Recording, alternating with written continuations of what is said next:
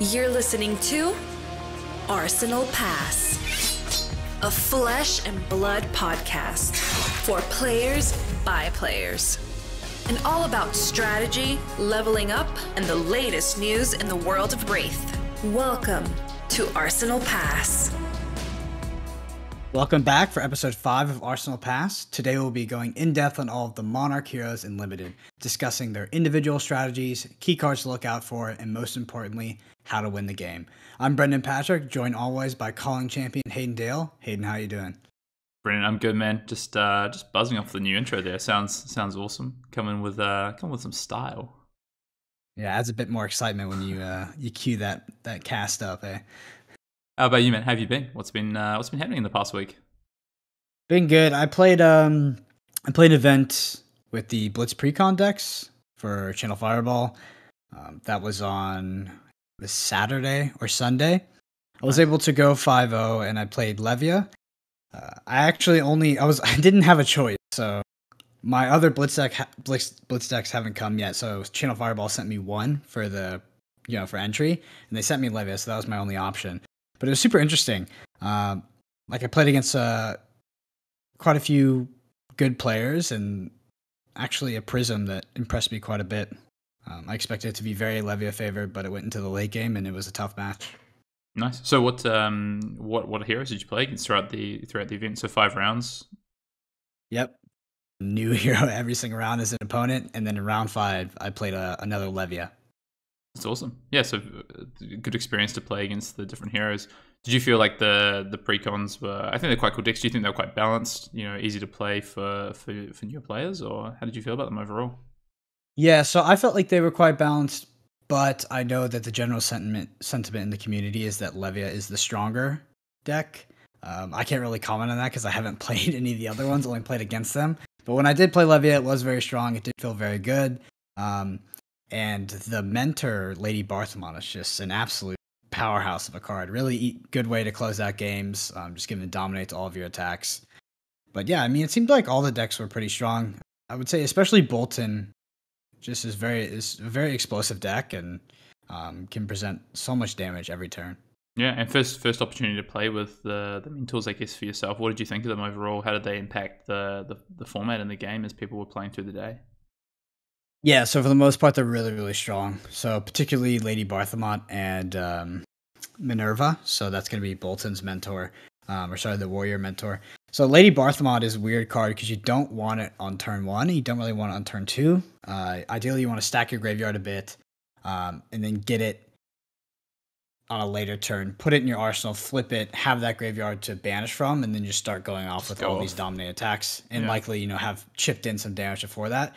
And then Minerva is just it's so like when the opponent flips Minerva, because every weapon has +1, and then they get to search up via the Vanguard. So like as Levia, if once Lady Barthelmont has 2 less encounters, so when she hits twice, gives 2 dominates, I have to go grab Soul Harvest, which costs 6 resources. So that can be a dead card in my arsenal. So honestly, if I'd never had to search with Barthelmont, that's the option I would take. But then the Warriors, they get this amazing ability, but they also get to grab Vanguard, which is a very good card and not hard to clear out of the arsenal. So yeah, it was a really fun event. I was really happy to get my hands on the cards. Really impressed by LSS with how cohesive and balanced the decks felt. Like my Levia deck felt like it was really showing me what the Shadow Brood hero was trying to do, and I felt like I learned a lot from that.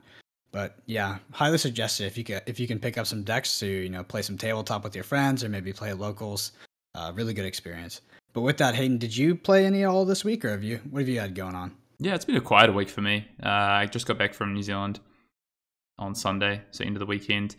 Was able to pick up the Blitz decks on Saturday and jam some games with one of my good mates before I came back, which is cool. I played a couple of games of Chain, a couple of games of Levia.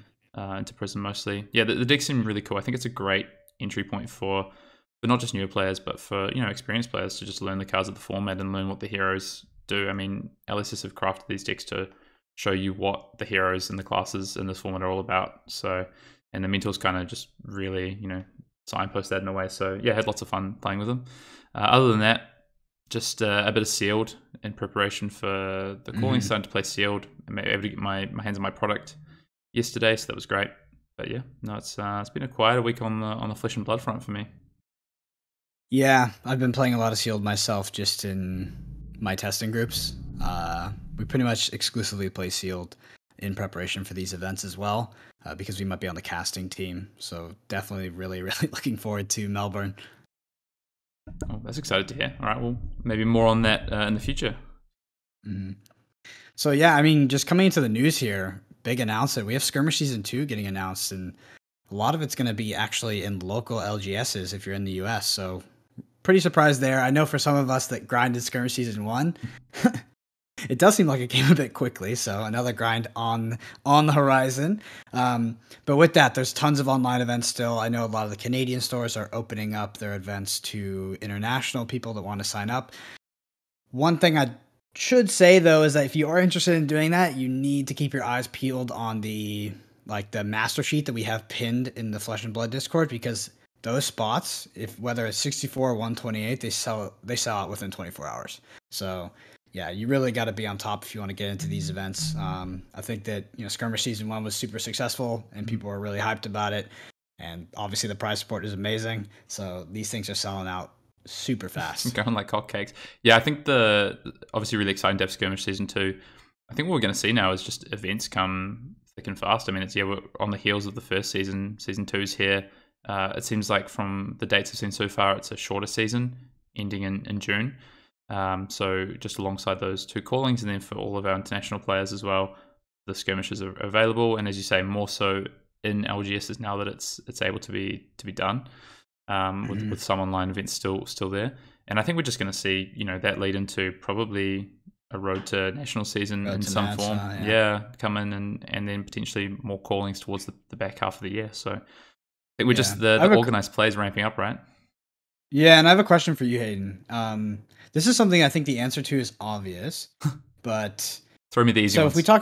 If we'll see. Like, I just don't know the answer though, right? Say it's obvious, I don't know the answer. So if we have Road to Nationals in North America, will Canada and America get separate Road to Nationals? And if they do, will you have to be a Canadian citizen to compete in the Canadian Road to Nationals and a US citizen to compete into the US Road to Nationals? That's not an easy one. I don't know. I don't know either. Brendan thinks I'm the organized play manager. What I do know is that the first season of Road to Nationals wasn't exclusive to New Zealand citizens, for instance. Right. I don't think there was any entry requirements. But also at the same time, there was, you couldn't really get into New Zealand. So I'm not sure. I would say probably not. I would say you're probably able to travel and you get the invitation to whatever nationals, or if it becomes a PTI invite or whatever it might be, that you can then use. Yeah, I hope so. I'd really love to see some of my friends that I met during Skirmish Season 1 kind of come down to the US and play, and I would also love to go up to Canada and play as well. Yeah, that'd be awesome. Yeah, I mean, beautiful place. Take a vacation up there as well while doing it. But speaking of the callings, I know those entries are coming soon. Hayden, you're more in tune with it than me, so why don't you update us there? Yeah, so entries open for both the callings in New Zealand and Australia now. It looks like New Zealand's about to sell out, which is nuts. I mean, it's a 250 player cap, and they're almost at that cap.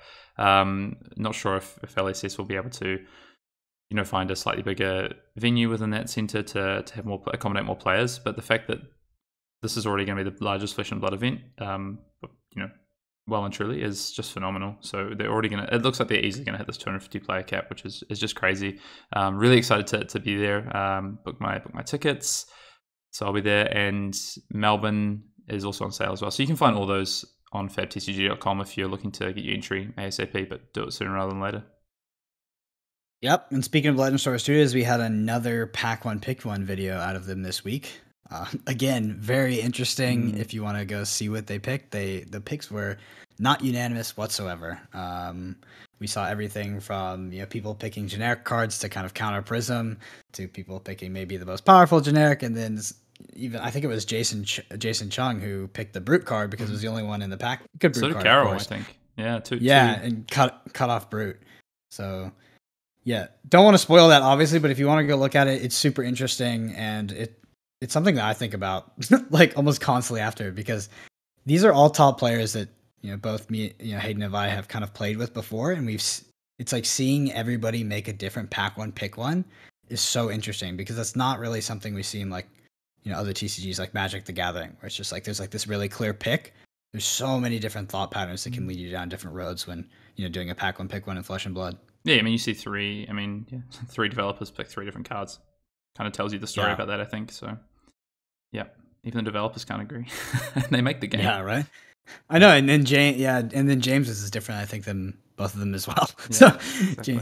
James is kind of my goat of Flesh and Blood. I just follow him nowadays. But yeah, I mean, also if you haven't checked it out yet, we do have videos going up on Channel Fireball with me and Hayden playing sealed pools. We have 2 separate videos that are unlisted but linked in the description, both on the website and in the YouTube video, where we're going to be opening our packs, discussing all the cards, our deck building, and just bringing it together. And then the main video will be up on the Channel Fireball YouTube, as well as the website, where you'll see us battle it out, where I'll be playing Prism and Hayden, you're playing Bolton, correct? Mm-hmm. I was, yep. So I think that'll be up. If not when this pod goes up, then probably a day or 2 after. So keep an eye out as well. Yep.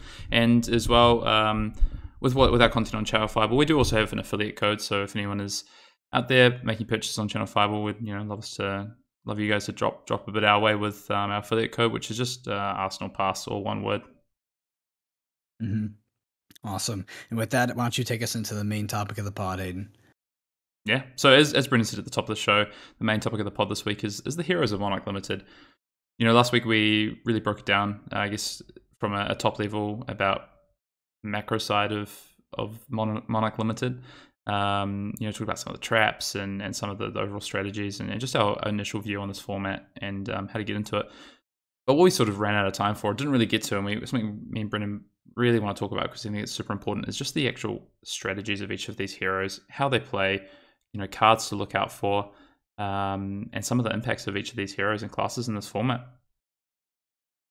Mm-hmm. Yeah, absolutely. And I think that it's super important to kind of dive deeper on each of those classes, because there are a lot of very specific and cohesive game plans that accompany some of these heroes that aren't super apparent when first reading them or at face value. But without further ado, Hayden, why don't you take us into Shane? And this is going to be a bit interesting because I'm going to let Hayden mostly talk on Shane. Hayden picked up a win with Shane on his respective pre-release. And to be honest, I've actually only played the hero once, although I do respect its power level. And I think that it's absolutely a contender in any sort of sealed event.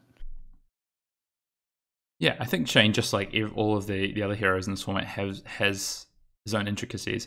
And that's one of the coolest things, I think, and why it's really important to break down each of these heroes separately, is that between light and shadow, you've got these different interactions, and then between each of the heroes, you've got different interactions within that. So there's a few things with Chain that I think are really important in this format. So whether it be in Seal, whether it be in Draft, when you look at playing Chain, we said it last week, the shadow heroes are harder to build and harder to play really in this format.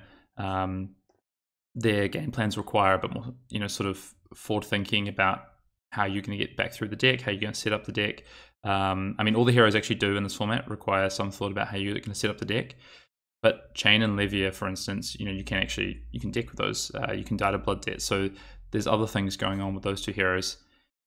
One of the key things I want to talk about first with Chain is the top level strategy. So with Chain, I think there's 2 sort of, I guess, macro strategies with Chain, and one of those is a real sort of go again orientated, play out attack actions, try and push damage over the course of early turns. So a pretty aggressive strategy. And then there's some ways that are really revolve more around the strength of your Blood Debt cards. So if you have some really strong Blood Debt cards that you can stack up, so it could be multiple Seeds of Agony, it could be a couple of red Hell from Beyonds, things like this, that you can either pitch early to banish late, or actually even leave sitting in your banish, take some of that damage, because you might have to sometimes, then play out 2 sort of big turns, 2 maybe 3 big turns to push damage. I think those are kind of the top level strategies I'd say for Shane. Brendan, have you seen anything different? Have you seen players that you've played against, or your experience sort of laying out pools, you feel that's different? Yeah, so I think the best way to illustrate this is I'm going to ask you and put you in some scenarios of what I see at my locals or what people would ask me, right? So I'm on the opposing table from Shane. So let's say I'm playing Prism. Mm-hmm. I put 36 cards into my deck. I just block you out, and I let you fatigue, right? Have no cards in your deck. Is that a good strategy against Shane? Why or why not? I don't think so. to answer something, I guess I don't think it's a good strategy. Two reasons, I guess. One is that you're going to find it hard, I think, to put 36 cards in your deck that block well. Most the generics, as we said last week, all block for 2, apart from the defense reaction. So you'd need a lot of the light or shadow cards plus your class cards that defend for 3 to help you with that sort of strategy. The other thing is, as the chain player, and this is one of the key things I think to know with chain, is that you can adapt to that strategy. So if you're starting to stack up some early soul shackles and your opponent is on this plan of just throwing their whole hand at your turn, then what you can do is play a couple cards from hand, look to just present as much damage from as little cards as possible, and start to actually stack up your blood debt, or start to cycle back through your deck, pitching a really strong late game setup, put those powerful cards back into your deck, and then you can set up 2 or 3 turns where you can push 16, 17, 18 damage, and you're going to be able to get over their hand of, block it all out sort of strategy, because in theory, 12 is the maximum they can block, maybe 13, 14 with equipment. So if you're able to stack those hands up, you should be able to beat that strategy pretty handily. I don't think it's a great... It could actually, week 1, it was probably a reasonable strategy as people tried to work out chain, but I think people now know how you can stack these in games of chain, or stack up use your blood debt and not have to play it in one turn, which is really important. So no, I don't think it's a way to attack chain that's going to be effective. Mm-hmm. And so you touched on this briefly in your description, but so if I'm playing Shane, should I strive to clear my blood debt every single turn, or are there scenarios where I'm actually going to take damage and leave cards in my banish zone? Yeah, definitely the latter. Definitely you're going to find situations where you want to actively leave cards in the banish to get more value off those later. I think last week we mentioned it. A good example is Piercing Shadow Vice. If you have no good ways to deal arcane damage on your turn, and you have an alternative attack or ways to push damage, leave that card in banish, take the 1 from it, and then use it in a better turn later on to present 6 damage with something like a red Seeds of Agony, or a Seeds of Agony on a prior attack, or a Vexing Malice with Go Again, or whatever it might be. There's ways to take 1 or 2 damage, but present or add sort of 2 to 5 damage more to your attack. So definitely that. I think there is a chain deck though where you are looking to leave less cards in your banish, where you've got quite an aggressive deck and you can always push sort of 13, 14 damage, and you can always be 1 or 2 damage over what your opponent can defend. Especially if earlier on your opponent chooses to not defend, or they can't defend well because they have a lot of 2 block cards or 0 block cards. There is times where you actually sort of flip that a little bit and you are playing out blood debt a little bit more aggressively. But if there's a chance to get a lot of value out of your blood debt cards, then taking 1 or 2 from it, leaving in banish for a better turn is perfectly fine, and actually an actively good strategy in this format. Mm-hmm. So say I'm going to a sealed tournament, right? I'm opening my packs, and let's say, and quick disclaimer, never have this, you should never have this mindset of going into a sealed tournament, but let's say we do, for the thought experiment. I'm set on playing Shane. What cards am I looking to open, and why? So what are the cards that pull you into that Shadow Runeblade class? Yeah, great question. I think that's one of the most important things, right? Is like, when you open the pool, you want to know why you should play here and why you shouldn't play here, right? What are you looking for? I think you definitely need some volume of Runeblade and Shadow Runeblade cards and good Shadow cards to make it work. But there's definitely some standouts. So arcane damage is really important for chain. It's tough to defend for the opponent. It turns on cards in your deck. So a card like Seeds of Agony, I think, is a real standout. So Seeds of Agony is probably the one card I always want to see in chain. If I had to choose, if someone said you get 3 copies of one card, what is it? Probably Seeds of Agony, or Vexing Malice. So cards that deal this arcane damage. Seeds of Agony is great because you can do that sort of strategy of leave it in blood debt and put it into a turn where it has really maximum effect, whether it be with something like Riftbind, which is another really important card. The one that gets +X for number of non-attack action cards you play this turn, and you can play it from blood debt. That's really important. So in terms of other cards outside of that, attack actions that deal the arcane damage as well. So Rifted Torment's a great one. that's the attack action that you can play from banished and deals an arcane damage. I think the yellow, red, blue are all good cycles of that card, and I actively want those. Arcanic Crackle, again, another way to deal arcane damage, the 0 cost attack. I actually really like the blue for this as well. 1 attack at blue, but deals 1 arcane damage. Great to pitch early, and you can just play it back through later on to have this inevitability. Your opponent's will let a spell void. You get this back, they're on 1 or 2 damage. You kind of, you've got a strategy there. So, yeah, those cards are really important. I want to throw it to you, Bryn. Is there any cards that you think are really important to open from Chain? Yeah, so we talked about the arcane damage is incredibly important. I think that's essentially how you're killing your opponent if they do decide to. You can't turtle up in this format against arcane damage. It's essentially unblockable. You may have some spell void pieces, but you're not going to be able to block all of it. And Runeblade's going to come in with a lot of awkward values. That being 4. It's hard to assess what exactly is the awkward value in this format because it's dependent on your matchup. If you're playing against Prism or Bolton, they'll have a lot of cards that block for 3. All the classes have class cards that block for 3, but still all the generics block for 2. So something like, a damage value like 3 can sometimes be awkward to block, especially because you don't have Iron Rod armor or something like that. But there is, I'm pretty much in line with you on all of those cards. Like Seeds of Agony is definitely the one I look for first and foremost. I really like it even in blue because it helps with Bounding Demigon. You really need, Bounding Demigon is a really powerful card.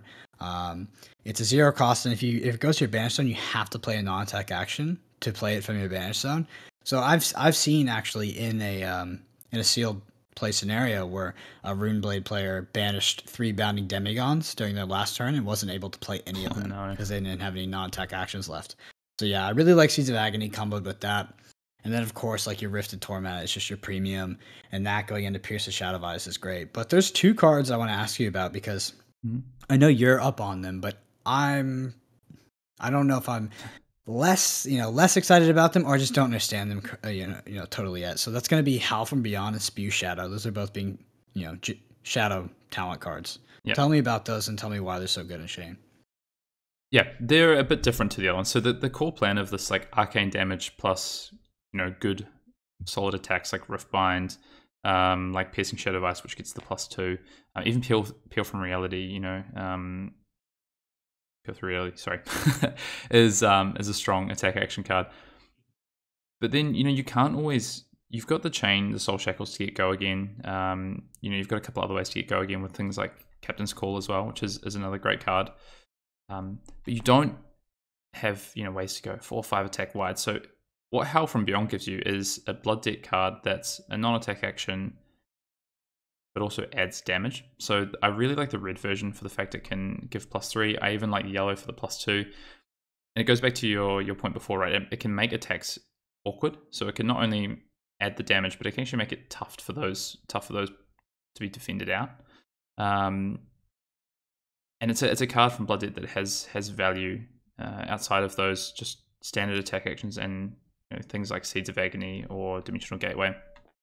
So I found the card to be quite efficient and quite reasonable for stacking up big turns. You might only be able to guarantee go again twice with a Soul Shackle and maybe one other card, but with 3 blues in hand or whatever it might be, ways to pay the resources. Something like Howl from Beyond can just add extra attack from your banish with a Blood Debt card you can play. So that card's probably overperformed for me in what I've found so far. It's not always. I don't think it's always correct or going to be the best card or even a strong card in your chain pools, because sometimes you just don't have the resources to pay for that card. It might not be the best fit in the deck you're trying to build because you might actually be trying to play these decks that are a little bit more aggressive, and Howl can be a bit of a liability in that because you just can't pay for it. There's this thing I think about Chain where you can only have so many 2-cost cards to play from banish because they're expensive. It's really hard to play those out at some point. Trying to play 2 in a turn, that's more than 1 card worth of resources. Plus, if you want to do anything else, you're in trouble. If you want to go, say, let's use for example, Howl from Beyond into, the Rifted Torment. That's 4 resources, and if you've used a Soul Shackle token, you want to come in with Galaxy afterwards. That's 5 resources. It's a lot of resources you're pumping in, even though you're getting the cards essentially for free, out of your banish.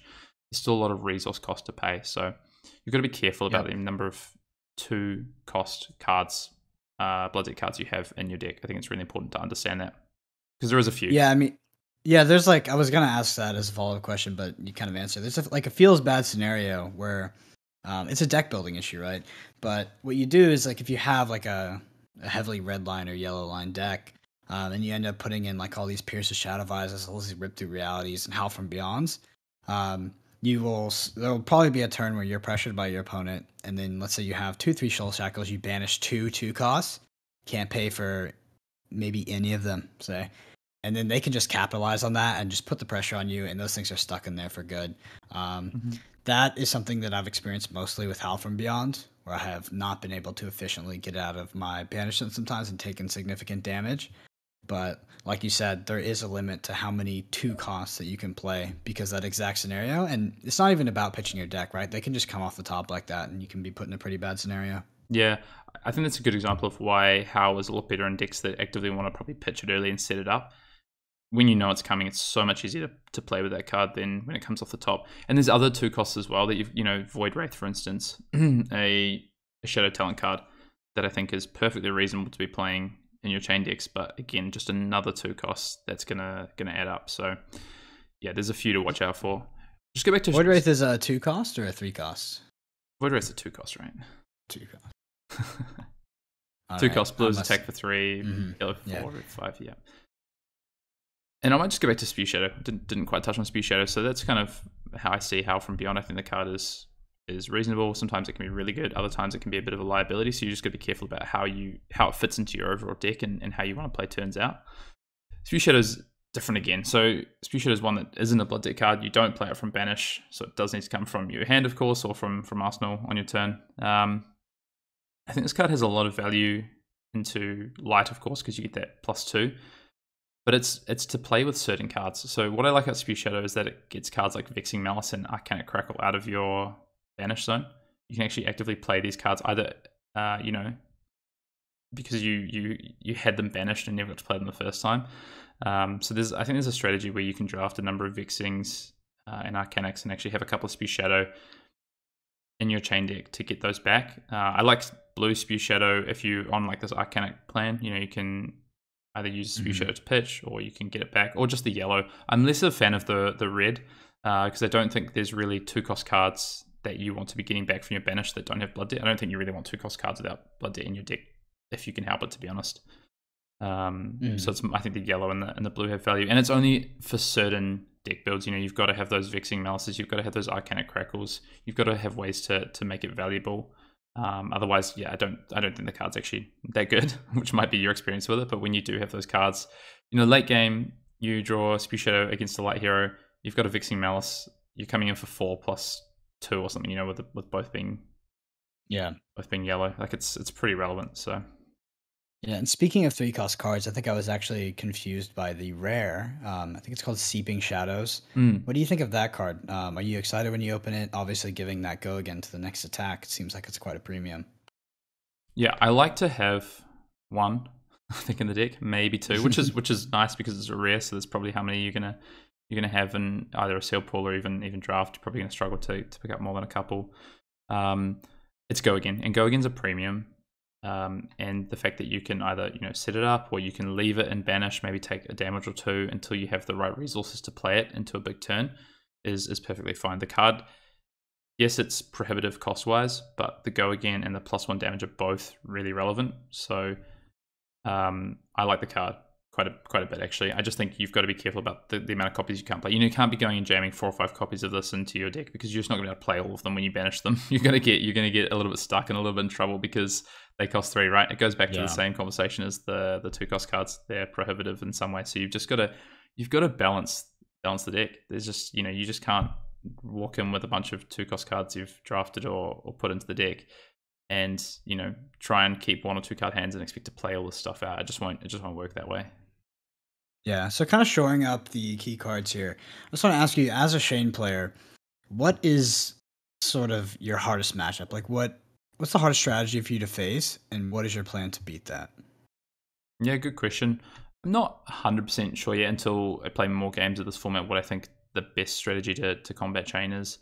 I I think Prism can be difficult to deal with if they have a lot of Heralds and, they've got the Dreamweavers, so they've got Phantasmify that can give them a go again, because you're not going to have a lot of ways to break the Phantasm cards. Mm-hmm. So I think that can be difficult for you as that more sort of, I think Phantasmify is a card that's it's quite scary because it's presents go again, so it enables them to potentially, put down that plus a Herald for 12 damage, 3 cards is nothing to scoff at. So I think that's probably some of the scariest stuff for you to run into. I also think that the Bolton side, if they're able to just present really efficient attacks, a lot of your cards do actually defend for 2 out of the Shadow Runeblade class. The non-attack actions all block for 2, which can be a bit of a difficulty. So there's just some sideboarding things or pre-boarding things you can do with Chain, for instance, to try and shore some of your matchups up. As you go into them, you just be conscious of what your opponent's probably going to try and do. Whether it be Bolton, is there cards that defend for 2 that are expensive that I think I'm probably not going to be able to play? It's just another card I can put in that's, either a bit more efficient or whatever it might be. Do I have some 6 attacks that I can chuck in that are still relevant into Prism, or am I just going to try and be pretty aggressive? Maybe I have to block out with 3 cards sometimes, but I'm going to find cards from Banish to compensate for that or whatever it might be. So there's always things you can do in this format. I think the best, the great thing about Flesh and Blood and of course Monarch as well is that there's no, you're not going to run in with auto losses in this format. So it's more about the makeup of the deck and the cards you put into it and your strategy against your opponent. Yeah, and Brendan, the last 2 cards I wanted to just quickly touch on is Warmonger's Recital and Trim of Arathiel. 2 generic cards that I think are pretty solid in this format. Warmonger's Recital, I think, is just a good card in most of the decks in this format, but Chain can really use it by being able to put threats back onto the bottom of the deck, Blood Debt threats back onto the bottom of the deck. You can actually play them and then get them for late game. And Tremor, of course, if you've banished a card this turn, it gets +2. So the yellow and red versions, I think particularly, are quite strong in Chain. And then if you get Soul Reaping, I think you've just got to take it. If you open Soul Reaping in a draft, you're just going to take that card, probably. It's a pretty powerful card. So Chain has some good options. Yeah, it's so good. It's like play Soul Reaping, banish Seeds of Agony as its cost, gain a resource, gain Seeds of Agony in the best. So, man, crazy card. You don't have to play the card, right? You don't even have to play. You can leave that Seeds of Agony just sitting there until later turn. It's Soul Reaping is crazy. The good thing though is that good and bad thing, if you do banish it, it's stuck there. It doesn't get out. There's no blood debt, but it's gone. Usually what I hope for if I know my Shane opponent has Soul Reaping. 100%. Same. But yeah, with that, let's head over to the other Shadow Hero. It's going to be the Shadow Brute, Levia. Levia, also a really interesting deck. The strategy that I talked about, it's a bit more common against these Shadow Heroes. So we talked about it with Shane, is people just kind of chucking in a bunch of cards, or maybe playing 30 cards and just trying to defend you out and make you die to blood debt. I think that's even particularly worse against Levia. So Levia is a weird deck in the sense that you're not really just going to win a lot of games off the back of damage or presenting big threats. It's almost, in every case, a setup deck. Mm-hmm. The one caveat to this is, say you're a Levia deck with like 16 to 20 6 attacks. I know it sounds crazy, but I've seen it. You might just steamroll through all your prisms, and you can just kill them with damage, yes. But in general, you're going to be setting out, like, Levia is totally a setup deck. And when we talk about that, let's go back to our scenario where we're opening our packs, right? So we open our packs, what's pulling us into Levia? So first thing is always going to be the 6 attacks. You need that density of 6 attacks, because a lot of Levia's cards rely on you banishing cards with 6 or more power from your graveyard to your banish zone. So I like to usually have at least 7+. There may be a scenario where I would play less, but I like to have more than 7. But a high density of 6 attacks is not what's going to bring me into Levia. I could have 12, and I think that if I didn't have certain other cards, I might not pick Levia. So let's talk about those cards. So the hard thing with Levia is that, yes, you can defend her out, and you can make her die to blood debt. But there are key cards that the Levia player will want to have in order to avoid that scenario. So first things first, we're going to talk about the equipment. Hooves of the Shadow Beast. So why is this so important? So Hooves of the Shadow Beast, so if you banish something with 6 attack, you can, at instant speed, destroy Hooves of the Shadow Beast and gain an action point. So you'll be able to come up with 2 attacks. So you can do something like, like a Boneyard Marauder into a Graveling Growl. And just like you need these turns where you're actually going to close out the game. And you can do that by either going wide or having Dominate. So in the case of Who's the Shadow Beast, it's just a really easy card to work with because it's going to block for 1. And then when you do eventually go for that big turn where you're pushing the damage and usually just winning the game, it doesn't take a lot for you to meet the criteria for Who's the Shadow Beast, right? Because the other card that does something similar to it, which is going to be Dread Screamer, which I'll talk about in a bit, like they're both kind of the same thing. The Dread Screamer obviously is cost more. Who's the Shadow Beast is 0 cost, so a lot easier. So if I see the equipment, that's definitely pulling me closer to Levia than any specific number of 6 attacks. But with that, let's talk about Dread Screamer a bit, right? So we're talking about either we're going wide or we're dominating. So Dread Screamer costs 2. If you're playing Dread Screamer, obviously this is going to be your big turn where you go wide and you win, but you want to pair it with something that costs 1 as well. So Dread Screamer, banish the 6 power from your graveyard into like a Graveling Growl or a Boneyard Marauder.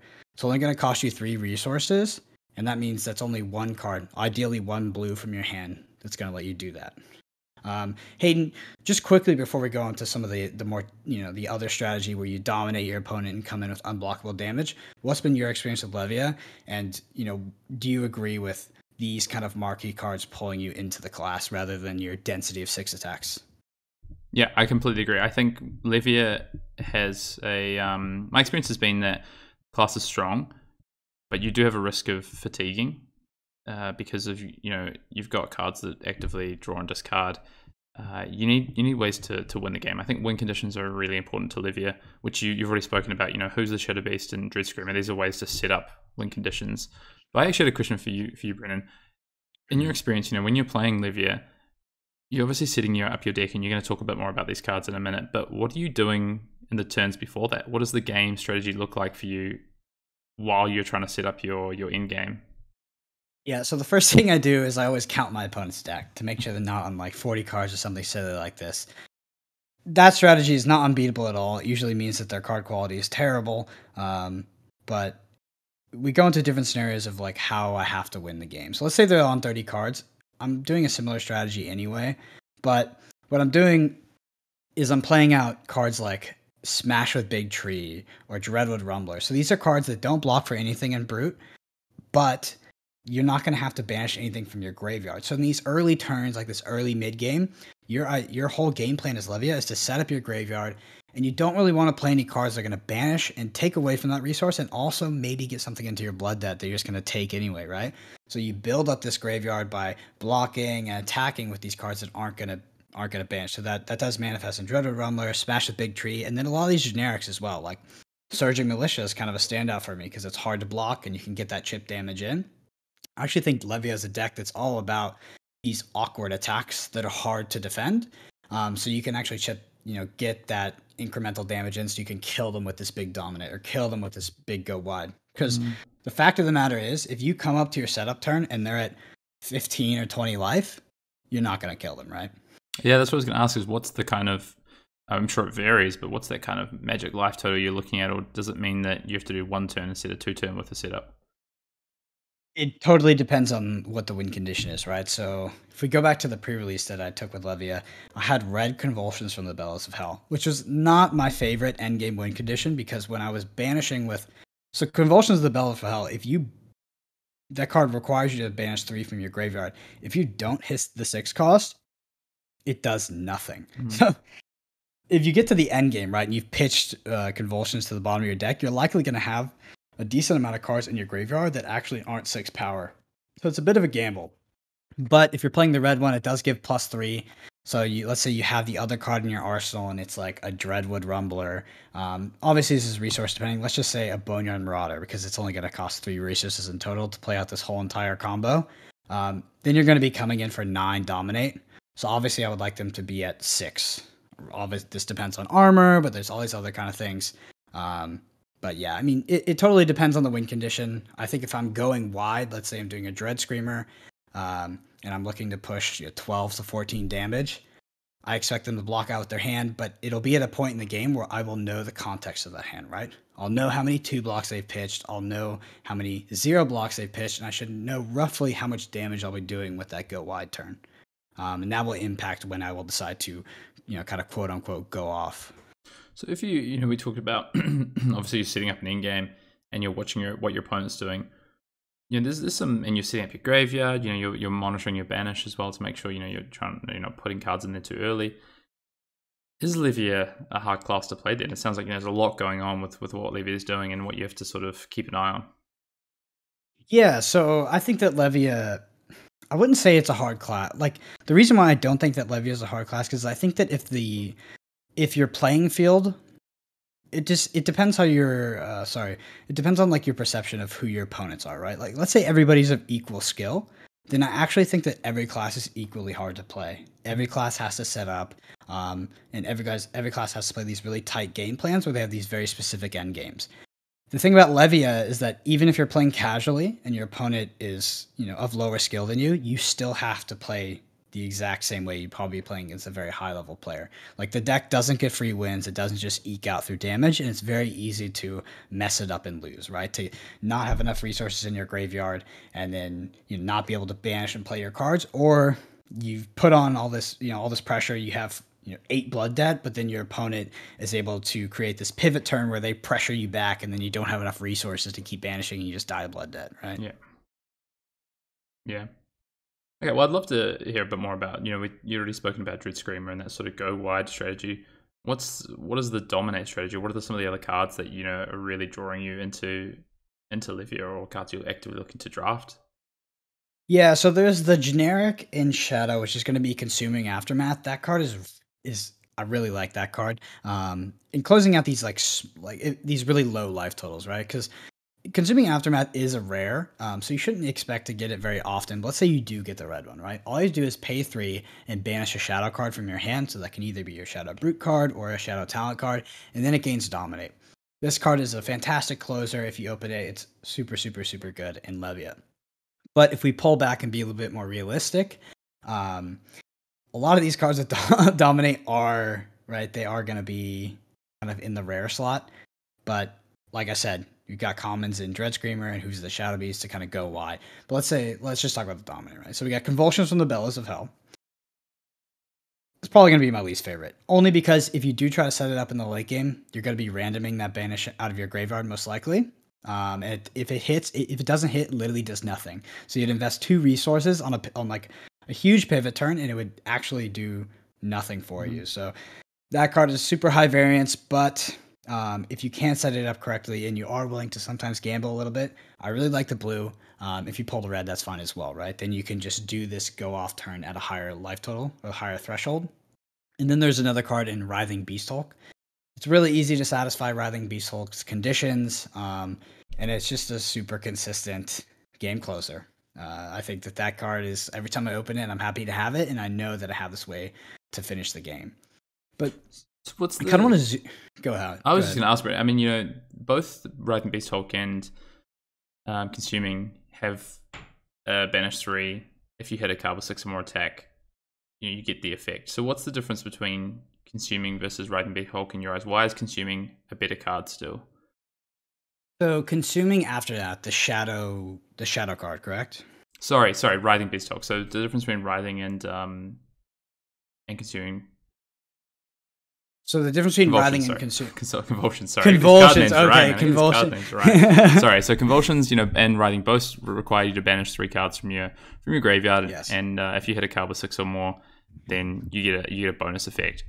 So why is Writhing in your eyes such a better card than Convulsions, for instance? Yeah, because Convulsions is it's not a card you can play early, in my opinion, at least not effectively. So you have to play it late, and you have to random it. The Writhing Beasthulk you can play in the mid game, or whenever you're going to start actually chipping in damage, like you're going to start banishing from your graveyard and like start going off. If Writhing Beasthulk misses, it sucks, but it's like no big deal, right? If that's your win condition and it misses, it feels bad because you miss out on the dominant. You probably don't kill your opponent, and maybe you die to blood debt.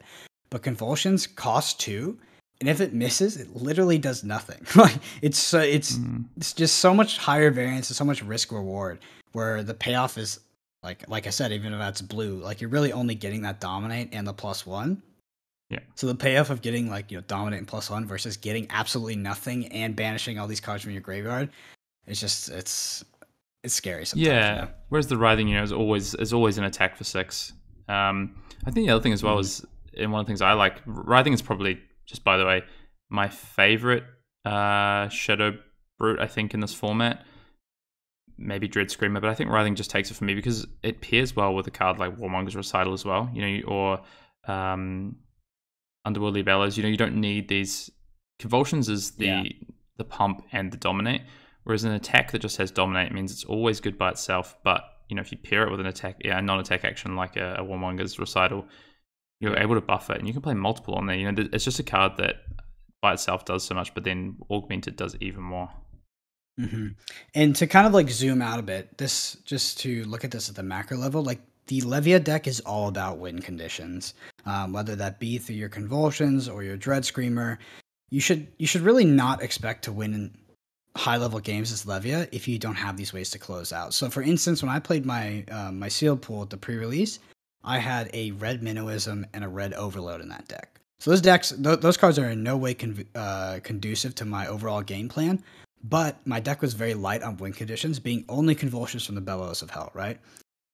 Where I felt like I needed this Minnowism plus Overload, and I would pitch them together in the late game, and it's essentially 0 cost, 6 dominate, right? Yeah.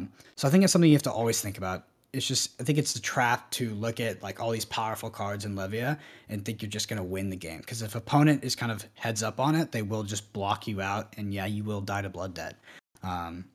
And that's just kind of how it goes. Or die to fatiguing, right? Right. Yeah. I mean, that too. And then one thing to note as well is that I kind of learned this concept when we saw Jason Chung play the Levia precon on LSS's video.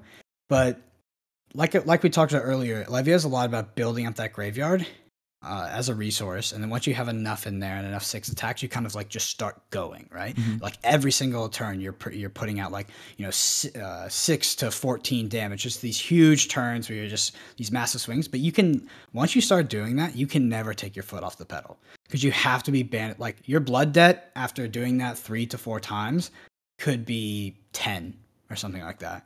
And that's going to be the biggest thing your opponents are going to be looking to do, is if you don't manage that graveyard correctly and you aren't able to apply pressure every single turn, once you start banishing, you could be looking to take 5 to 10 Blood Debt on an off turn. And if you do take that much, either you die or your opponent comes at you with like a full grip and you're not going to play on the next turn anyway, right? Yeah, it's heads up, right? So they can come for you. You got to watch that. So I have a couple of last questions to wrap up Levia for you, Brendan. So we talked about win conditions. It's obviously a really big, an important thing of Levia.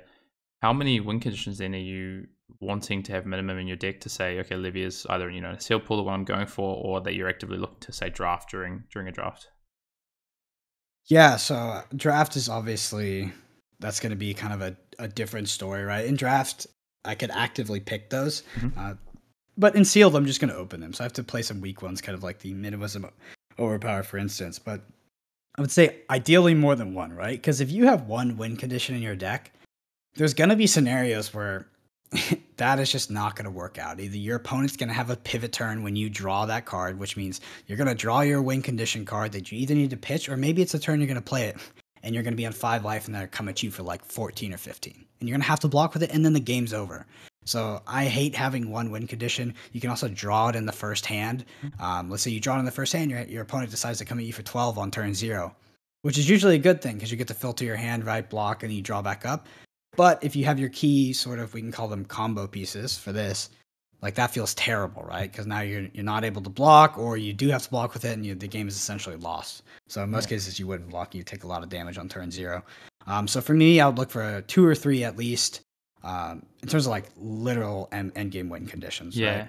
And when you say, 2 or 3, you're not talking about 2 or 3 cards, you're talking about 2 or 3 ways to win the game, right? That could be not just one card, that could be a combination of 2 cards, like a Writhing Beast Hulk plus a pump, for instance. Exactly. Like it could be Writhing Beast Hulk by itself, but like certain cards would need to be paired to something like Convulsions from the Bellows of Hell would be Convulsions plus Threat, right? Overload would be Minnowism plus Overload. But there are cards like Pound for a Pound Red. If you are able to go down to like, let's say 1, you can eke out wins with like these dominant cards like that, where if you're on less life. But yeah, I mean, for me, it's like at least 2 to 3, ideally. If I just have one win condition in my Levia deck, whether that's through the big go wide turn with go again, or through my dominate, I'm not feeling too good. Because as soon as my game plan, it's like there's like that quote from boxing, right, where everybody has a plan until they get punched in the face. It's kind of like everybody has a game plan until they lose their combo piece. Yeah, and you can't win. Yeah. What's your new plan? So I guess just wrapping up Levia, Brendan, from our local Levia expert, 5-0 in the pre-release. What I'm hearing is, in-game, very important. The way you set that up, the win conditions you have, the synergies between your cards are so important. No one card in Levia necessarily does anything by itself because it requires, 6 attacks, or it requires pump cards, or it requires support cards, whatever it might be.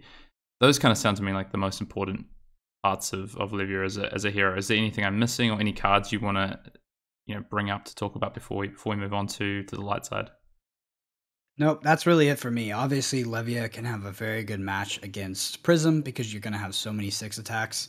But with that said, there are a lot of cards in Levia that don't block. For instance, like when I played my deck on that pre-release weekend, I had I think it was 5 or more cards that didn't block. So I had like 3 cards that could break Prism stuff, which is standard if you're not playing Brute. But yeah, I mean, the thing about Levia is that you just can't expect to kind of just get these wins for free. Like, you're not just gonna play your hand and win the game. You're gonna have to pitch your deck. You're gonna have to set up, and it's just a very meticulous, deck to play in order to eke out wins. Yep, perfect. But super powerful if you can do it. Like, I can't explain that enough. I know like the way we've talked about it so far, it might sound like this is like the juice isn't worth the squeeze. Isn't worth the squeeze, and it's like too hard to play, and it's not worth it. Why play this when I could just play Prism? Like, if you can manage these fundamental concepts of Flesh and Blood, where you play towards your win conditions, pitch your deck, and play to win. To reiterate, but play to win. Levia is an incredibly explosive deck. It's super oppressive once it starts going off, and just incredibly strong. Yeah, it's the one. It has inevitability if you stack your deck and you have these dominate ways, and there's dominate in the format in the form of generics. But it's so efficient with Brute, and you have these really clear paths to victory. You just have to set it up. Mm-hmm. Yeah, all right, for sure. And then with that, Hayden, take us over to the light side. Take me to Usain Bolt. Let's hear it. Yeah, let's go to Bolton. Yeah, the aforementioned influence of Usain Bolt.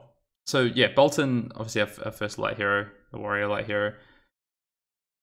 Tell me a bit about Bolton in this format, Brendan, and how you see it. I definitely have my opinions on Bolton. I've definitely been able to play more than a few games of Bolton now. As you said, we've got a video coming out soon where we both play each of the light heroes. I play Bolton.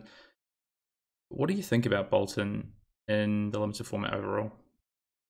So strong. I think Bolton is so strong, but what differentiates Bolton from Prism for me, from a super macro view, is that Bolton needs to open his pieces, right? You can't just throw a bunch of generics and some whatever cards together and you have a Bolton deck. That deck will be terrible. It just basically won't function. But if you do get those Take Flight Reds, if you do get those charge cards, and I mean, we will talk about this later, but Gallantry Gold is nuts. Bolton can almost consistently put 10 to 15 damage a turn. He's very much this deck that I consider it hills and valleys, right? You're building up your soul, you're putting a card in your arsenal, and then you're playing this explosive 5-card hand. And for me, that's what Bolton's all about. And I think that one of the biggest traps you can fall into when playing Bolton is just consistently trying to maximize the damage output of your hand and not playing off your arsenal. And I think Bolton excels off of playing 5-card hands rather than 4-card hands, because that charge is a major cost. It's a whole nother card you got to put into your get rid of when you're playing. Yep. Yeah, I see it the same way. I think the main way to play Bolton, and from my experience so far, the most effective way to play Bolton is you need cards that charge. So that's really important. You talked about pieces, cards that charge, and a number of those are really important because you want to be able to set up Bolton for those mid-game turns, or it could be every third turn or whatever it might be, but you want to play almost these 2 or 3 card hands, present a bit of damage, probably defend what your opponent's doing, get some cards charged into your soul or just into your soul in general, and then on those key turns, you only have to charge one card, say, because you already have 2 cards ready to go and you're trying to go wide, 3 or 4 wide. I think that's really, really important. And I think one of the, like you say, one of the pitfalls, I guess, is trying to maximize a 4-card hand with Bolton or a 3-card hand. It's actually really, really difficult. If you aren't, so unless you decide not to charge or get a card, or you're not looking actively to put something into soul, and that's just not, an effective way to play most of, and I'll say most of Bolton decks, Bolton pools, because I do think there is probably still and I have actually seen it, there is a Bolton deck that revolves like the minnowism, belittle, brandish sort of style deck that revolves around more generics and isn't necessarily as worried about getting a number of cards into your soul. You might just charge once or twice per game, and that's enough to just get 1 or 2 go agains to push damage, because cards more naturally have go again in that kind of build. But yeah, the cards that charge into soul are really important. And then what do you do with those cards? What are the most effective ways? You can present damage and just give go again. But if you're just doing sort of a 9-10 attack turn and you've just used up your soul, it's not a very efficient turn, right? You're going to find yourself in some trouble because your opponent's either just going to be able to take it and come back with more, or block it out reasonably okay and not take much damage because you're not able to threaten much. So there's some really important pieces for the attack. Would you agree, Brennan? Yeah, 100%. And like to kind of hone in on key cards, like let's put ourselves in the same scenario, right? We open our pack, we're committed, we want to play Bolton. What do we want to open? And the thing about Bolton is that a lot of his we talked about Levia, where a lot of these cards you were looking for to pull you into the class were actually rare and stuff like that. Bolton's really looking for these, looking for quite a few commons, right? Yeah. So red Take Flight, that card is so strong. Basically, so Take Flight is if you charge on Take Flight, you get unconditional go again. So you're going to get Bolton's ability, which is going to buff the attack of your attacks and your weapons, but you're also going to have unconditional go again and not need to banish from your soul to give Take Flight, to play something after Take Flight. This card is so strong. It's at common, and there's actually, like, I know Hayden said that he played Bolton in our previous video, but in our next video, I'll actually be playing Bolton, and I have 3 Take Flights in my deck, which is ridiculous. Like, if I open 3 Take Flights, like, there's almost no way I'm not playing Bolton. Yeah. And then we talked about Hughes of the Shadow Beast, like for Bolton, you don't need it, I think, but Gallantry Gold is so powerful. Gallantry Gold is essentially like, I think, a 7 to 9 damage for just pitching a resource card. So it could be on your off turn, right? Say your opponent pressures you. You guys are both at that, like around 5 life total. Your opponent pressures you, takes 3 cards out of your hand. You pitch 1 card, you pop Gallantry Gold. You could be doing 7 to 9 damage that turn, depending how they block, which is ridiculous. Like if you're talking about like a pivot turn, you're both on little life. You're both trying to string together this win. You could potentially rip every single card out of their hand with just Gallantry Gold and pitching a resource card. Yeah. First of all, I'm scared about our next showdown video if you've got 3 Take Flight, because I had that on one of my pre-release pulls and it is very strong, but it's a common, so you're going to get them. Secondly, Gallantry Gold I think is a really important card. I do think that Stubby Hammers can do reasonable impersonation. The Stubbies in certain budget decks. Gallantry. Yeah, but it doesn't have that same impact. You can't just pop it on a, as you say, like a 2-card hand or something, or a 3-card hand, and just be presenting a ton of damage. So Gallantry can do a lot of work. I think Bolton's the one where I feel like I want to. We talked about Brute before. It's not necessarily about the number of 6 attacks. It's more about the quality of the cards and the win conditions. In Bolton, it's a little bit. I wouldn't say it's completely opposite, because it's not. You still need win conditions. You still need ways to set up the deck. But I'm actually looking at the pure number of cards that I have in Bolton, because the commons do so much work, as you said, and they're so fundamental to what Bolton wants to do. All the cards that charge, I want to have probably 5 to 7 of these sort of in my deck if I can. Cross the Lines, Engulfing Lights, Express Lightnings, Take Flights, these kinds of cards are really important, and they're all common. Seek Enlightenment, another great card that is a attack buff that if it hits also puts the card into your soul, which is just perfect for what Bolton wants to do on those sort of 2 or 3 card hands, and threatens the attack reaction, because you've given the buff to the attack. So these common cards do a lot of work. I think if you get a pull and these cards are in the right colors as well, if you end up with all these cards in blue, it's a little underwhelming, and maybe you can't play Bolton. That's unfortunate. But that's probably what I'm definitely looking at with Bolton. And then what about the cards that are your more win condition style cards? Obviously, we talked about Gallantry Gold. What are the other ones? I know there's one that probably comes immediately to mind, and it's a very good card. Yeah, that card is busted. So we talked about Soul Reaping being ridiculous, but Via the Vanguard is like one of the... Man, that card is crazy. The first time I played Via the Vanguard, I had one card in my arsenal, and that was it. That was my setup. I had one card in arsenal, sorry, and one card in Soul. And I did a 23 damage turn. The card is ridiculous. Like, you just have to... So, Via the Vanguard, if you banish a light card with it, and you can optionally banish as many as you want. Put into your soul. Yeah, sorry. Put into your soul. You get +1 attack on both Via the Vanguard and every other attack after. So that includes your weapons. Man, Via the Vanguard is such a crazy win condition. Because, I mean, like I said, 22 plus damage. And there was barely any setup. That thing came off the top. I barely did anything, right? And we're talking about hands that can block for 8 to 12 on average. So this is just, it's really good. The card, and the card, I think the flexibility is another thing with this card. It can be that catalyst for these massive turns, but it can also just be a great way to refuel your soul. So there's multiple ways to use this card, which is great. And it pitches for yellow. It's a 2-pitch card, so you can set it up early game. There's a card as well that, obviously Via the Vanguard, great card. It's a rare. You'd love to open one in your Bolton pool. But there's some other cards as well that I think can do a lot of work in Bolton. And one of those is Adrenaline Rush. I think it's the generic, maybe that in Warmonger's Recital or the Minnowism, that I think is super important in Bolton.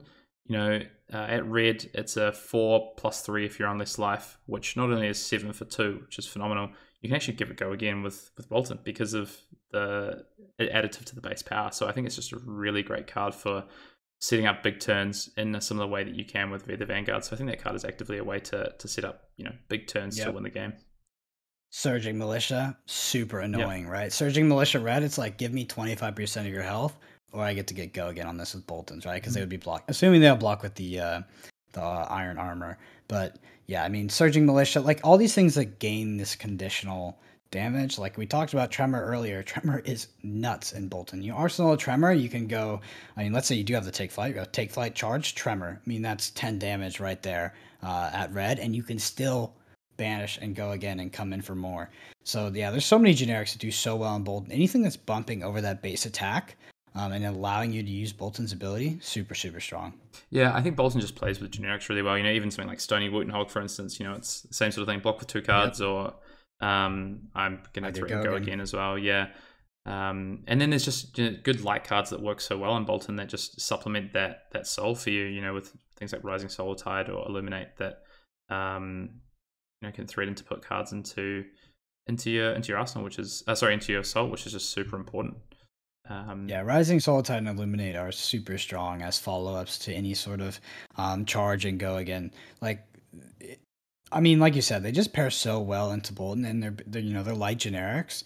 But going, Take Flight, I mean, I know we use Take Flight a lot, but that's assuming that they do no blocks, which sometimes people won't block you across the lines, but they'll take 25% of their health away, so it's kind of okay.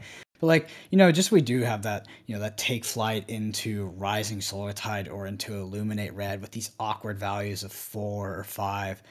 Those are just so devastating because if you're able to put that into your soul as Bolton, that's just fuel for your future turns. Yep. Yeah, and I think just going back to what, we talked about it with Levy, you said, what am I looking for? What are the cards that I want to see? So I said that probably, 5 to 7, maybe 8 sort of charge cards. That might be a bit greedy, 8. But, around that 5 mark is what I'm looking for. And then I'm also looking to build out solid hands through the game. And I still want to have win conditions after that as well. So whether it be Via the Vanguard, whether it be like a setup with Adrenaline Rush, whether it be, these attack buffs that allow me to always activate Bolton's ability. And there's some great Majestics as well if you manage to crack those, like Spilled Blood, etc. Which unfortunately, I did crack in the video, so I won't spoil too much. But I got it in the latest video. Yeah. He goes, oh, my warrior pool sucks, and he comes in with Spilled Blood and Via the Vanguard. And I was like, dude, what? I had 2 good cards. The rest of the pool was a little mediocre. And I think it's a great thing to circle back on is Bolton is more than the sum of the parts, as all the heroes in this format are, but these Majestics are really powerful, obviously. But if you don't have good ways to charge and good ways to set up your turns, you're going to be in trouble. So those non-attack actions, the cards that charge, the ways to put things into soul, basically cards that are going to allow you to present these 2 or 3 card hands, and then cards that are going to allow you then on the back of that to have good 5 card hands is what I'm looking for primarily in Bolton. And we've talked about those cards. Is there any other cards that we haven't touched on that you think are important, or cards you really want to see in Bolton? We talked about them briefly, but non-attack actions that bump your attacks are really good. So we're talking about Seek Enlightenment, which will put it into your soul, and also Warmonger's Societal. Those can be super good for Bolton as non-attack actions. And of course, Captain's Call. Captain's Call. I mean, that kind of goes without saying. I think Captain's Call is like nuts. Like, that card is so good. Both modes are pretty much always relevant. So if you can get it in like red, usually it's very, very good. But yeah, if you want to come away from this podcast with like a little quip with like, what am I looking for if I'm going to play Bolton? I think every single time it's going to be, how many cards do I have that charge my soul? Mm-hmm. Can I ask you, Brendan, what a card that we haven't talked about as much, and I haven't heard as much rumblings about, Second Swing. What do you think of that card overall? So Second Swing is the 1-cost non-attack action. If you've attacked with a weapon this turn, your next attack gains +4 for red, +3 for yellow, +2 for blue. Go again. Yeah, I think that card blocks well for 3. You don't rate it outside of that? No, that's just been my experience. Like, I mean, that card, that's a lot of setup for not the craziest payoff, and it's expensive, and in limited, like, yeah, I'm not a huge fan of it. I will always put it in my deck because it blocks for 3. And it's just great filler in that sense. And I guess there are these scenarios where it will be effective, but that card never gets me excited. And actually, I find myself in worse scenarios when I'm playing it. Yeah, sometimes. I think it's definitely a setup card. I had kind of flip-flopped on this card. I just want to talk about it because I think it's quite an interesting sort of a card in Bolton. And I think it requires your Bolton deck to look a little bit different to probably the main Bolton deck we've talked about. And it's one that is looking to set up the weapons a lot more than, say, good attack actions, like Adrenaline Rush, whatever it might be. Second Swing, I think, in yellow, for instance, I think is pretty relevant because it pitches early, it defends for 3, and then can just give +3 on a turn where you're able to set it up. I think you got to be careful about cards like this. So getting them trapped in your arsenal can be devastating if you haven't set it up properly. So it's often better to pitch these and draw into them late game. And it kind of is a bit of a, I think it's a good card, but it requires setup. It's actually like a little bit of a contrast to Valiant Thrust, which is a similar sort of effect in terms of an attack action that gets a buff if you fulfill a requirement, whereas this is a non-attack action that gets a buff. I like Valiant Thrust and probably more of the decks we've spoken about.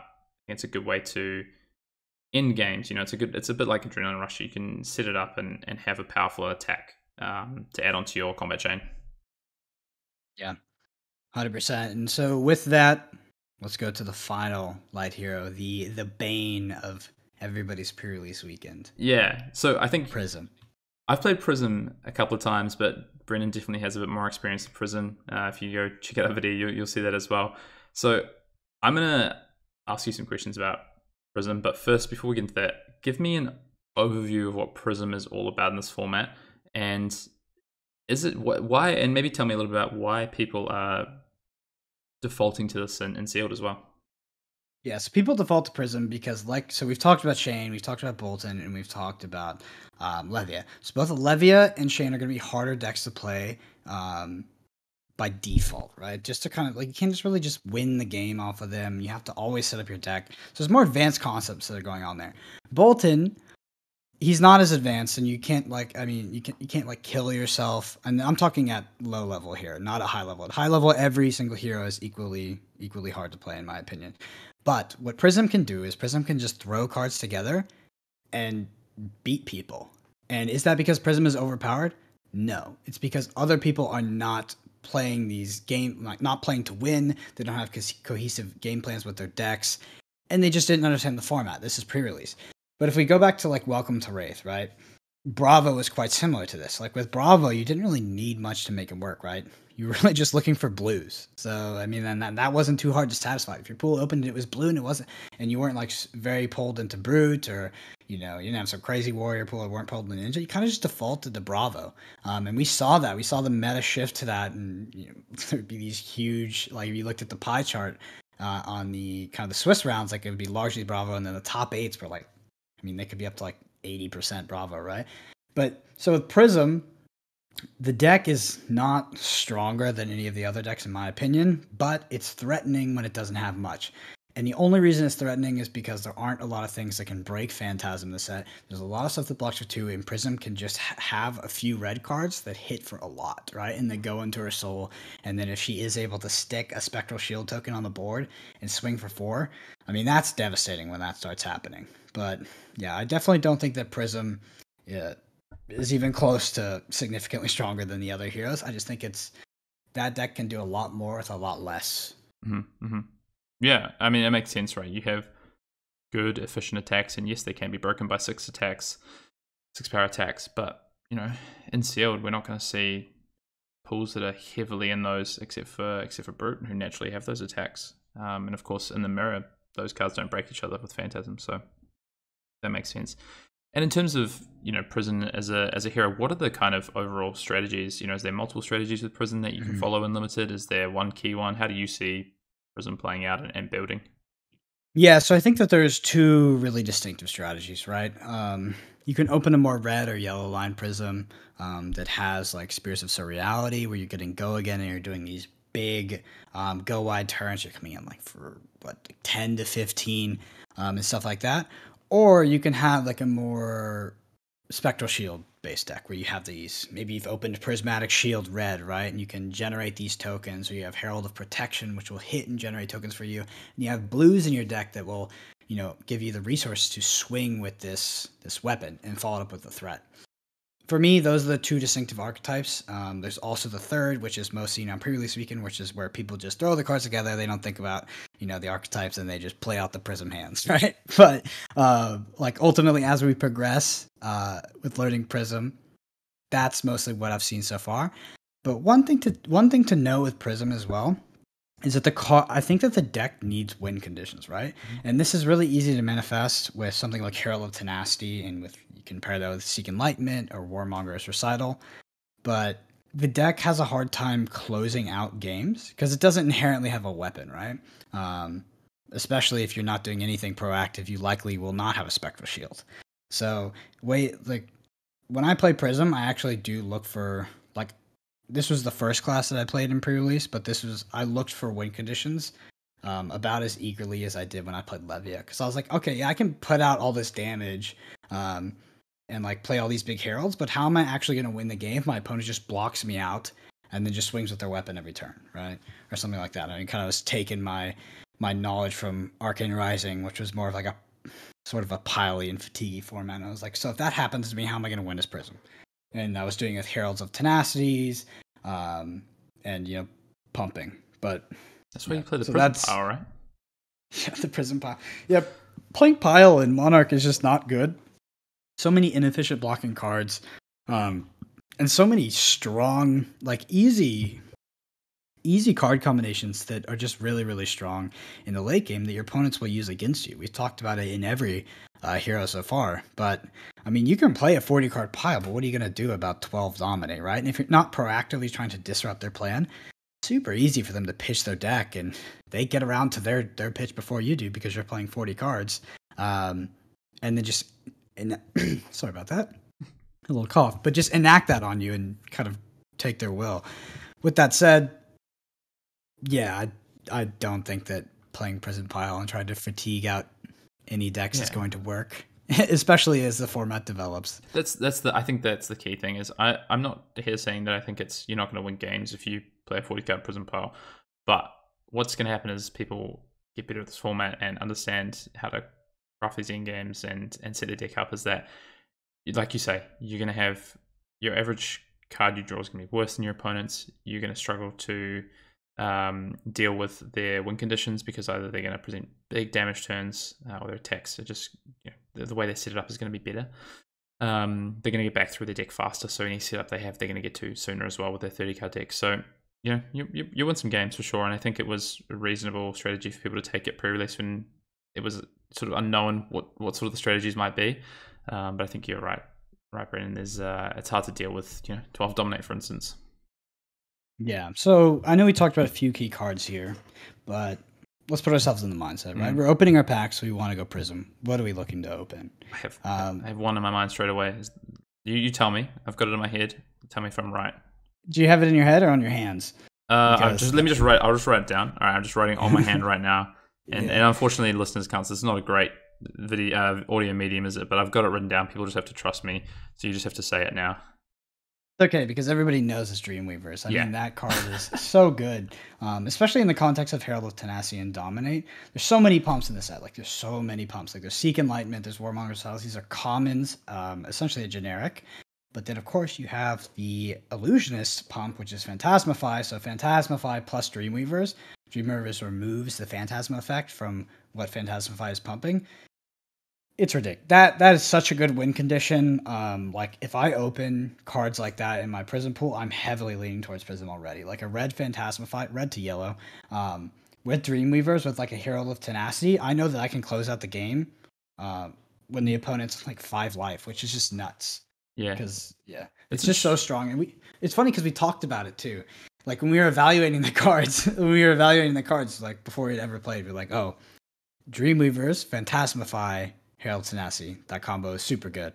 And lo and behold, like, we see the pre-release by LSS, and Jason Chung is going through his pool, and he's like, okay, I have Phantasmify and Dreamweavers. I can kill people. Yeah. I just quickly crossed out Yellow Frontline Scout and wrote down Dreamweavers just because I actually got that wrong. So it's a bit... Hell yeah, I thought that the Memorial Ground was the top of your list. By the way, I think Memorial Ground, and we're pretty much on the same line here. Memorial Ground might be the worst card in Limited. Yeah, we can circle back around to it another day. It's up there though. But no, I mean, Dreamweavers, 100%. I think it's the one card I'm immediately looking for in my Prism pool. It's not to say I wouldn't play Prism without it, but I can still have a really strong Prism pool. But it just gives me this win condition insurance with probably what I want to set up. Is that Herald of Tenacity, as we spoke about, the Dominate Herald. And then I'd love to pair it with Phantasmify, for instance, but as you say, Warmonger's Recital, Second Light, and like other cards you can pair it with. It's not the end of the world. Outside of that, what are the other cards that you're opening your pool, you're looking through? What are you hoping to see? I mean, we haven't spoken too much about the auras. Are those cards you want to see? So I'm a bit results oriented with my current view on auras. So I played a lot of Prism, but like, I'm open to being wrong. So there are certain ones that can be win conditions, but 4 resources is just that blocks for 0. It's just a huge cost to pay. Obviously, Spectra is really good. Basically, time walk your opponent. But yeah, like, if I'm looking at let's go into the archetype like the Spears of Surreality, like more redliner, kind of super aggressive Prism pool. I'm almost never playing an aura just because I can't afford it. Right. It could sometimes take 3 whole cards for me to play.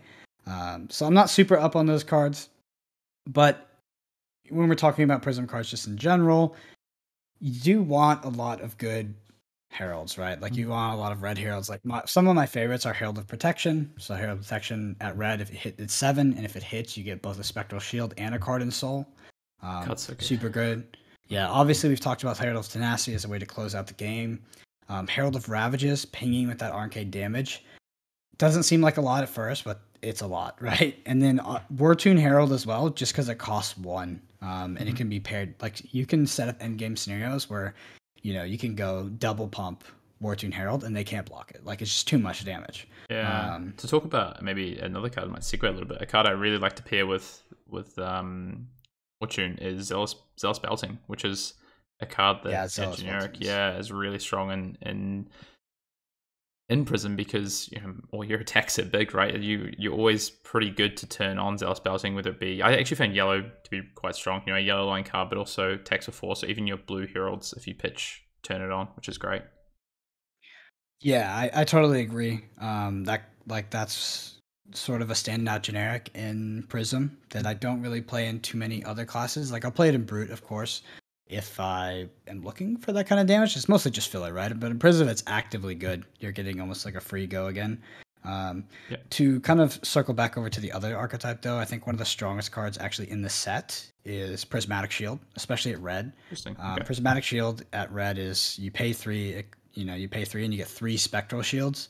Doing this you can do, obviously doing this turn 0 is ridiculous, but this can usually be such a tempo swing, because you can actively do that, say on like your opponent's on the end of your turn or something, and then drop your 4-card hand, defend very very liberally, and then have 1 card 4 go again, and then eventually you'll be able to string it together 2 blues, and 8 go again is basically just game losing for the opponent. And you're taking so many cards out of their hand too when you're swinging with these weapons for 4. Yeah. Yeah, it's a card that I have definitely felt is strong. I probably haven't had as huge experiences with it that you've had in terms of just how game defining it is. But I do agree. I think the card's good. What do you think of the yellow line version of Prismatic Shield and the blue line version? Yeah, I wouldn't put the blue in my deck. The yellow is still good, right? But I'm not excited about it. The red is like actively The source. it's like actively like quite oppressive, especially in Prism mirrors. It's like the worst thing to see. It's the biggest mirror breaker I think out of any Prism card, other than your opponent having Dreamweavers and you not. It's not like usually Prisms will still have a few generics at 6 attack, and they will try to break big big Phantasma 5 pumps.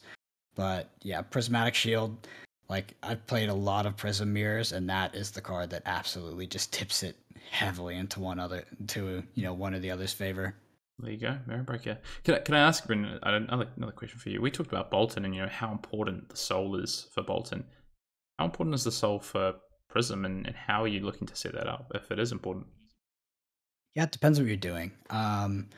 So on the Redliner deck with Spears of Surreality and these big this big Wartune Herald, the Herald of Ravages, we're just kind of going wide and just making your opponent have it every single turn.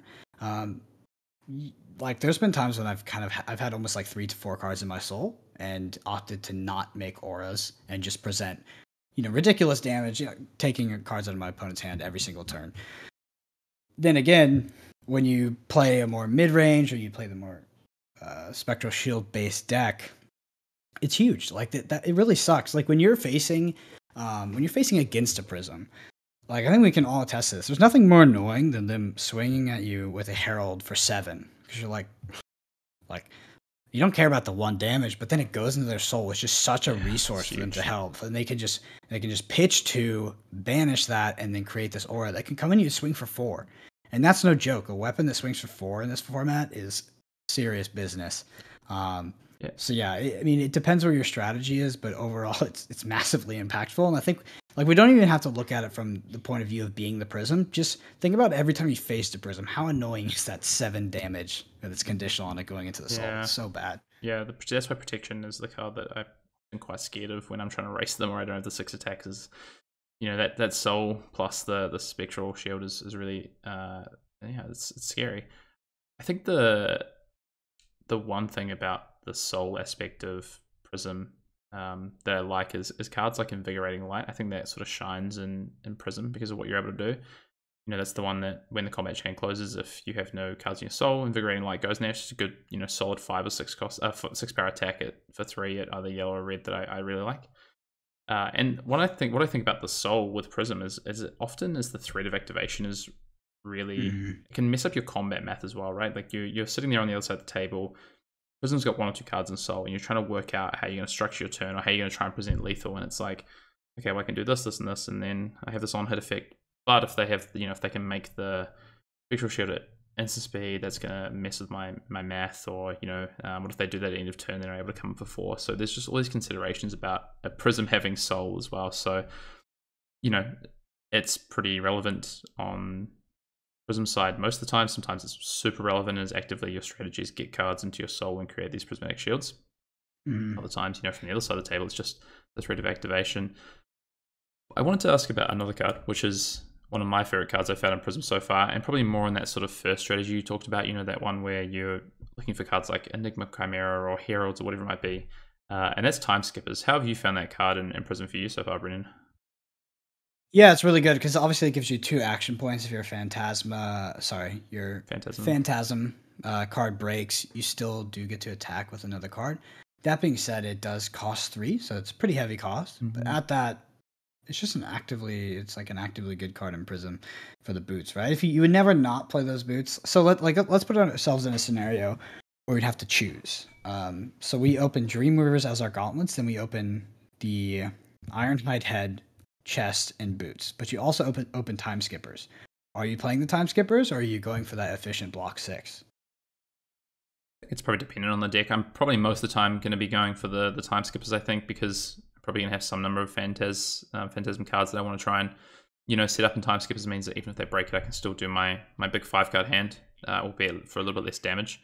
I think as well the Ironhide is great. So one Ironhide is not very good, I think, because it costs 1 card to defend 2. But once you get to the second one, 1 card to defend 2. If you pitch a yellow blue, at 3, 1 card to defend 6. That's massive. So it is close. I think it depends, but I'm probably gonna play Time Skippers most of the time.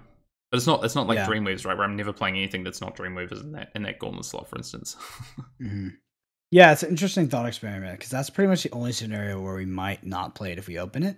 Other than that, it's just going to be always going to be net positive for us.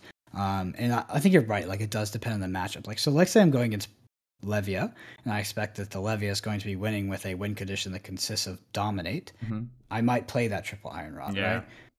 Yeah, so I can actively dodge their, how they expect to win the game and make the math really hard for them. So there are scenarios where I would play the Ironhide over the Time Skippers, but to get back to your point, the card is very good. And yeah, you could string together 2 Heralds with no downside, right? Like, it's good. Incredibly powerful. So take me, round out Prism for us. Kind of sum up Prism in this format. Any other cards that you think are important to mention? Yeah, take it home for us. Yeah, so we didn't talk about Blinding Beam. So Blinding Beam in common is a bit nuts. Even the blue, the yellow. I mean, obviously, I think there's argument that the yellow is the best, but the blue is usually going to do it for you every single time, except maybe against Levia. Mm-hmm. With that said, that card at common against Shadow Heroes, it costs 0, reducing the attack. Your opponent it's really unlikely that, unless we're in an end game scenario where they know the exact contents of your hand, the exact contents of your deck, that they're going to double block with 6 attacks, what they probably don't have at this point in the game, against a Phantasm, right? So this card almost always is going to blow the opponent out and make them take a lot more damage than they were budgeting for. So I think Blinding Beam is a very strong card. If I don't have them, I'm still okay playing Prism, because it just changes the way I'm approaching how I'm going to win the game, right? Like, I have to think about every single time I have Prism. If I don't have Dreamweavers, I don't have a Blinding Beam ready, I have to go, what happens to me if my opponent breaks this? Like, is it game-losing tempo, right? They're going to come back at me with a 3-card hand. Am I going to be able to recover from that? And that's really the question you have to always ask yourself. If you don't have these ways to dodge that, and the answer to that is yes, it's game-losing, and sometimes it's better to pitch those hands to the bottom of your deck, and set up against their pitch, right? So you're watching them pitch, and you know how many 6 attacks they're going to have lining up into your hand that's going to be powerful. And yeah, it's face-up information at that point. But that's the question I'm always asking myself when I'm playing Prism, and if I'm going to go for an attack where I don't know the context of my opponent's hand, and if it's a Phantasm, like I say, okay, if they break this, is that game losing? A lot of times the answer is no, right? And you can kind of just jam it. But something to note when you're thinking about we can take this to the most extreme and say it's like a pivot turn, right? Like you haven't really set it up, but say your deck is built around like a Spears of Surreality into an Enigma Chimera, even throw a buff on it. Mm-hmm. Just go, okay, what if my Spears of Surreality gets broken? I mean, it could be literally game losing. Yep. So in that case, I would actively try to put that on the bottom of my deck where I can play it in a controlled scenario where I either have the Blinding Beam guaranteed because I've circled through my entire deck, or I know the contents of my opponent's hand because I've watched him pitch it. Yeah. And then Blinding Beam, I guess the strength of it, it's not easy to pitch track and pitch track yourself, but also your opponent. It's not the easiest thing to do. So Blinding Beam can give you a little bit of insurance against that as well. But yeah, I think just on that, with a card like Phantasmify, or Spears of Surreality, those cards, you're trying to set up 2-3 card hands, and if your opponent can break that first attack, or break the big attack, you're in trouble, right? So often, and especially if you've decided to tank damage on their turn, so say you tanked 6-7 damage to enact your turn, and then all of a sudden it's been torn apart and you've not used your hand efficiently, it's you're going to be pretty far behind. Yeah. And just to quickly touch on it as well, we talked about Dreamweavers as being a card that pulls you into Prism. If I don't have Dreamweavers, a lot of times it doesn't pull me out of Prism. The card is very good. I want to have it every single time, but I feel like I can still play Prism and enact my game plan without having that card. Even though that card is like, the greatest insurance policy ever made. I think that Prism is still super viable at the highest level without Dreamweavers.